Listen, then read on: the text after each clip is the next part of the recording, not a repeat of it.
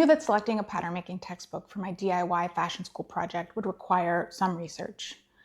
What I did not realize is that this would be akin to entering the jungle. There are simply so many pattern making textbooks out there, so many different fundamental approaches, so many different opinions. So today I'm going to walk through how I navigated the sea of fragmented knowledge on pattern making approaches, what I learned, and how I ultimately selected a pattern making textbook for my DIY fashion school project. Hi, I'm JJ and I'm attempting to DIY fashion school.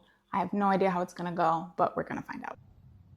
I've been sewing long enough to know the names Armstrong and Aldrich. These are two of the most well-known pattern making authors out there. So when I embarked on this task, I would say I was a naive little rabbit.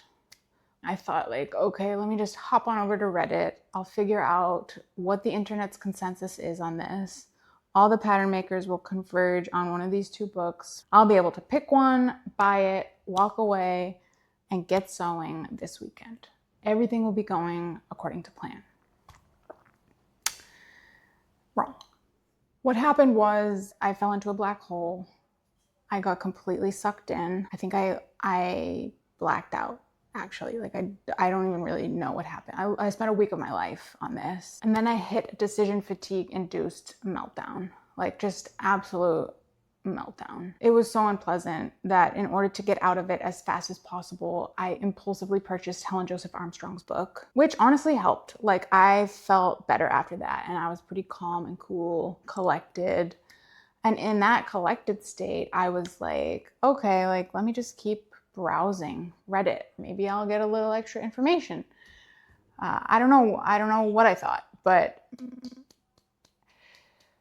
what I experienced after that process was nausea. It turns out this is not the best book, and people have a lot of issues with it because it's based on industry standard measurements and measurement tables. You need to spend a lot of time fitting. Fitting scares me. Now, in my mind, fitting is one of those things that you can't learn from a book. You just learn it when the master passes their knowledge down to the student, and then you absorb all of their wisdom, and eventually you just can look at a problem and fix it. Obviously, because I'm making this video after I've gone through this whole process, I understand that that is not true and that there are actually very many books on fitting. However, at this stage, I did not know that, and I was and am still quite intimidated by fitting. So yeah, I experienced basically another panic. Nausea. I thought okay, no more. We can't do this. There has to be something else out there. And then I thought, okay, start over, JJ. Get your shit together. Snap out of it. Just chill the fuck out. This is just a simple task of organizing data. Calm down. Start over. Bring some structure, bring some systematic energy to this task, and we're gonna be okay. Just start over. At this stage, I knew that there are many different components of these books and that I would need to get a little bit more serious about what criteria were important to me. Where I landed is number 1, English, number 2, metric system, and number 3, DIY-able. And what I really mean about this last point, I need to be able to understand this book without the help of a teacher. And ideally, I need a book that doesn't leave me with a ton of fitting work to do. Okay, relevant sidebar. But from my time in the black hole, I figured out that pattern making textbooks basically fall into one of two camps. And these are sort of custom pattern making textbooks and custom patterns, and pattern making textbooks that are based on industry standards and sort of average measurement tables that come from who even knows where, just model bodies, I guess. As you can imagine, the ones that are based on average measurements require more fitting. From what I gather, it's useful to know how to make patterns in this way if you're going to work in ready to wear, or if you have those kind of clients later on in your career. However, if you want to use that for your own body, you're probably going to need to do more fitting, because chances are you don't have the industry standard body, since I don't think anybody has that. Now, I think it's easiest to just show you the table, so that's what I'm going to do. But I do just want to make a quick point, which is that in this entire table, I only came across one book that is dedicated to plus sizes, and it was published this year in 2026. I don't know. I find this to be just... I'm speechless. It's shocking to me that there's only one book dedicated to plus sizes in 2026 and that this book was published in 2026. Like, I'm just shocked. So I figured in order to share my table with you guys, the easiest way would actually be just to make a website. I created this page called Resources, which is where I plan to share resources I use and build or evaluate or whatever throughout this process. Essentially, you have the table here. If an author of a flat pattern making textbook in this table also has written other textbooks on other topics such as fitting, I have also included them in this table just so that you know if you were to select this book, that same author also has another book on fitting. It became immediately clear to me that some of the most important criteria for people when selecting a pattern making textbook are language, measurement system used, and cost. So I built in this filtering function. Let's say you only want pattern making, English, and Imperial. It narrows it down to these authors. Now the table helps me get an overview of the first two of my criteria. But my third criteria is around DIY ability. Now, when it comes to assessing DIY ability, I've kind of got two sub-criteria. And the first one is the book widespread? Because in my mind, the more widespread the book, the more online support I'll be able to find. That's my theory, and I think it's a good one. The second really has to do with fitting. So I think I'm looking for more of a custom approach that leaves me with hopefully overall less fitting on the other end and less reliant on a teacher. I'll have to patch together knowledge on fitting through different textbooks. There's another table coming for sure. I'll just have to focus at some point down the line on grading. That's future JJ's problem. Now that I have my data all neatly organized, it's time to analyze it. I downloaded all of the data from Reddit via something called Arctic Shift, and then I parsed it with an AI and I tried to figure out, okay, whose names appear most frequently. This is not a peer-reviewed thing, so there are probably some errors in here, but I think it gives a good broad overview. Basically, we've got Helen Joseph Armstrong coming in strong at the top with a total of 721 mentions. A close second is Winifred Aldrich. I think, no surprises there. We knew pretty much from the start that these are the two most talked about books. Number 3 was a system that I hadn't really heard of until The Black Hole. It's called the Muller and Son system. It's a German tradition. It's a proportional custom measurement system. I'll talk a little bit more about it later. The Bunko Fashion College was number 4, but it's not available. So I think, I don't know, good luck. I was surprised that the Esmod books were not more discussed, but I guess because it's a very French school tradition, perhaps it hasn't really worked its way into the English pattern making fora. At this stage, I went on a detour. And the reason for the detour is in an earlier version of my Reddit keyword analysis, I had made an error that led to Kenneth King's The Moulage being placed at number 4. And of course, what is a moulage? I obviously spent some time looking into the moulage. This ultimately was good, but it added a lot of time to my process. So I'm going to summarize what I learned for you. For those of you who don't know, when it comes to the products of a pattern drafting process, you have, at least as far as I'm aware, kind of 3 main options. One is the moulage, another is the sloper, and a third is the block. Now, the moulage is meant to hug the body as closely as possible. It's primarily used for shapewear, swimwear, couture, dresses, really tightly fitted garments. The sloper is basically the moulage plus a little bit of ease. And a block is a sloper plus ease and style for that specific type of garment. So you would have a block for an A-line skirt or a block for some different kind of dress or whatever. And that would basically be formed from the basis of your sloper. I used to use the word sloper and block interchangeably until a very kind Reddit user shed some light on that for me. Now, learning about these 3 distinct categories opened up a lot of questions for me because I instantly thought, okay, do I need to also learn how to draft moulages in addition to learning how to draft blocks? And actually, when I thought I used to need to learn how to draft blocks is what I actually need to learn how to draft slopers. This was relevant, of course, for my decision around which textbook to use, because there is now a textbook on the moulage, as I was made aware, written by Kenneth King. Now, I posted this question in our pattern drafting in the subreddit to try to understand, like, actually, when would you need to learn how to draft moulages versus when would you just learn how to draft blocks or slopers?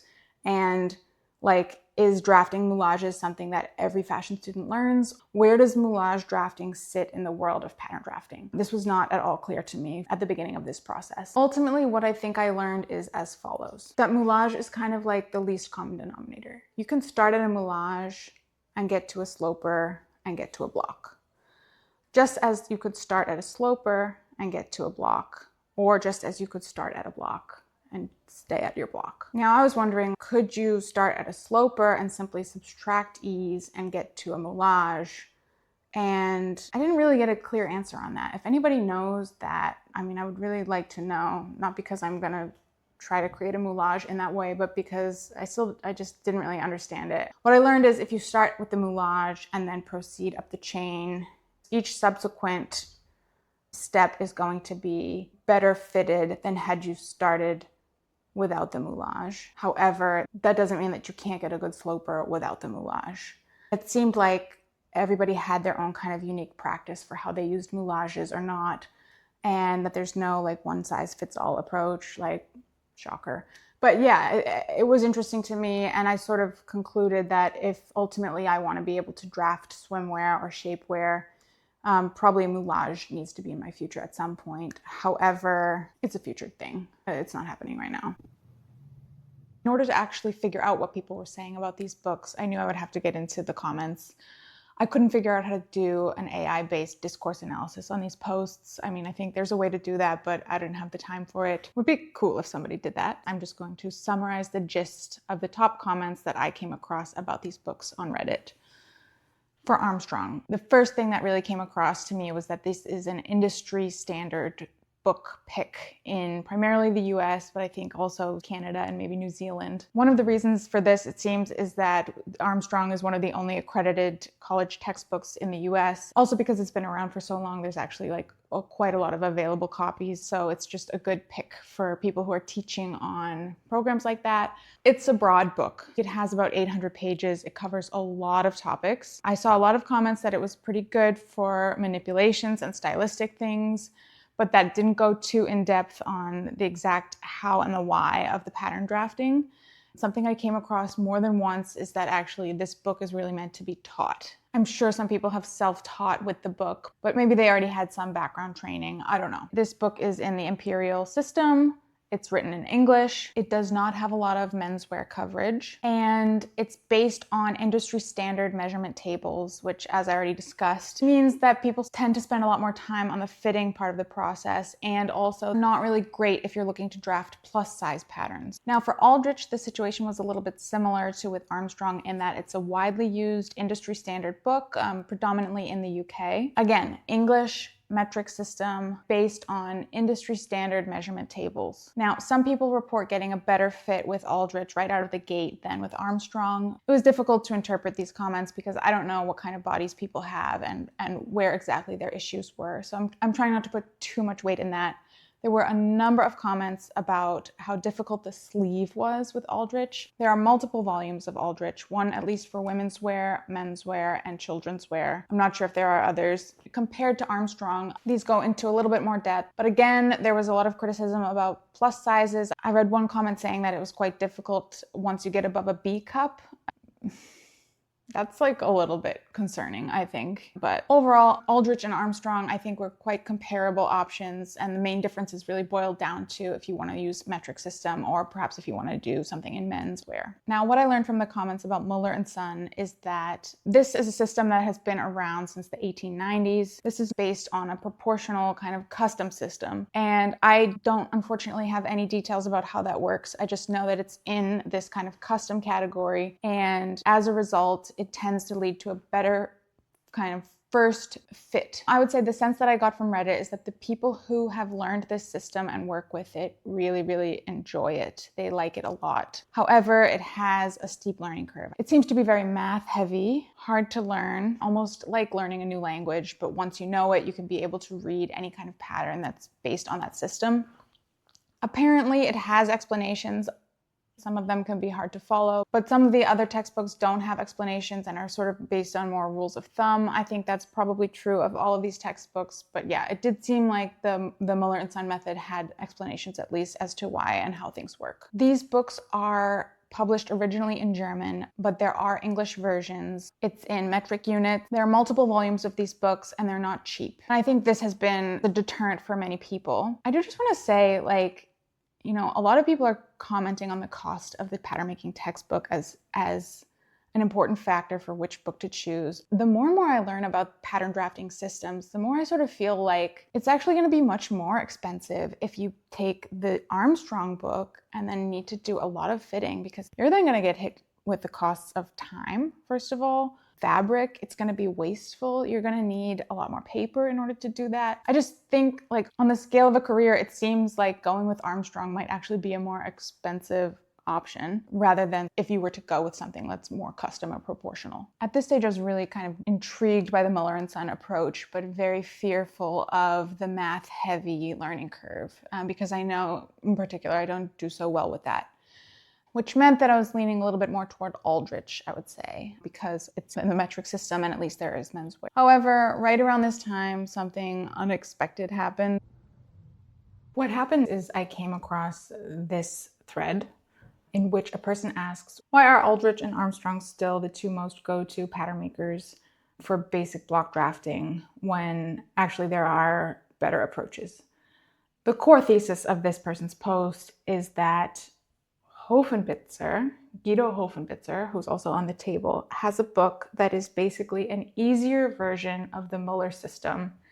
And it's in English, and it helps you achieve a much better block fit right out of the gate. And the more I read, the more I started to realize this person really has a lot of thoughts and opinions about Hofenbitzer. I started to become, I think, swayed. They're almost like a Hofenbitzer evangelist. I learned a lot in this thread, and this person is basically offering to remove the one barrier that I see to Muller and Son, which is a system that I otherwise think would actually be better for a DIY fashion school situation because it gets you a better fit right out of the gate. However, still my primary concern is that it's not that widely used of a book. And I'm not sure that using the Hofenbitzer book would mean that I would be able to benefit from all of the online support that exists for Muller and Son. Ultimately, I learned that Guido Hofenbitzer has a YouTube channel in which he walks through a lot of the material. Although this is in German, the captions are in English, and I think they look pretty good. I'm feeling pretty good about that. One criticism is that the English translation of the book is pretty bad. I don't know, we'll see. Something else that really swayed me is that this person who loves Hofenbitzer so much formed their own subreddit for Hofenbitzer drafting. There are only 4 weekly visitors to this subreddit, and I'm definitely one of them, and this person who's the mod is also definitely one of them. But I'm not sure that it matters. Like, if this person is so excited about this book, maybe I could get pretty far just going back and forth with them. That would be a pretty good DIY strategy. So where did I land? In the end, I'm going with the Muller and Son system, but taught via Hofenbitzer. I will use the Armstrong book to complement this basic fundamental system with things related to manipulations and style. I also learned that I'm definitely going to do a moulage process at some point, but I'll have to look further into the details of what that will look like another time. I was pleasantly surprised to see how many books there are out there on fitting. And I think a big conclusion from this process is that I'm going to need to do another analysis on fitting textbooks.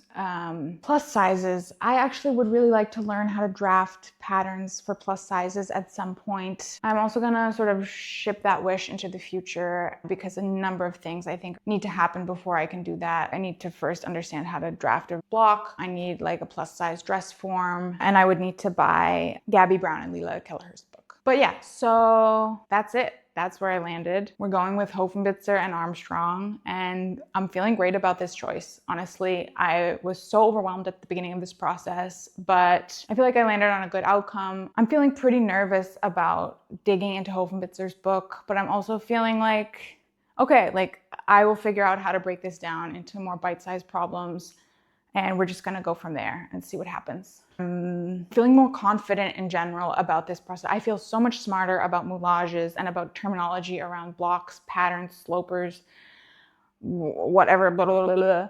Even just this one small exercise to figure out which pattern making textbook to use taught me a lot. I'm excited to get going. I would love to hear any of your thoughts, comments, feedback. Genuinely, the only way that I can do this is through the generosity of other people. And I hope to be able to make something in this project that adds value for other people and where other people are encouraged and motivated to share their experience and knowledge and wisdom with me. I would be so grateful. Yeah, I think with that, we're done, and see you guys in the next video. Bye.